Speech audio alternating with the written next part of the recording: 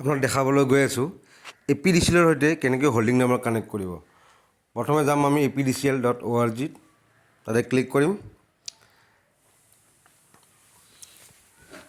Click কৰাৰ পিছত আহি গ'লে ইয়াতে আমি যাম আপডেট হোল্ডিং নাম্বাৰত। তাৰপিছত আমি আমাৰ লাইনৰ যোনটো কনজিউমাৰ নাম্বাৰ সেইটো বহাই দিম।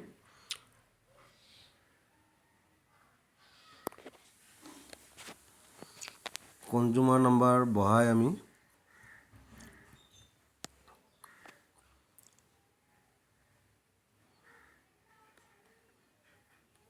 গুড ক্লিক কৰাৰ পিছত আমাৰ গোটেই ডিটেইলছ আহি যায় ইয়াতে। এছেছমেণ্ট আইডি যোনটো আমাৰ হোল্ডিং নাম্বাৰ পাওঁতে পাওঁ আমি এছেছমেণ্ট আইডিটো সেইটো আমি বহুৱাই দিম। বহুৱাই দি আমি ভেৰিফাইড ক্লিক কৰি দিম।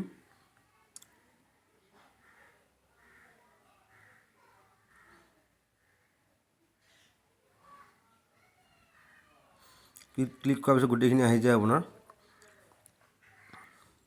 আপডেট কৰিম যোনটো OTP আহিব OTPটো দি আমি ভেৰিফাই কৰি দিম। ভেৰিফাই কৰাৰ পিছত আমাৰ ছাকচেছ হ'ব, হোল্ডিং নাম্বাৰ কানেকশ্যন হৈ যাব APDCL লগত।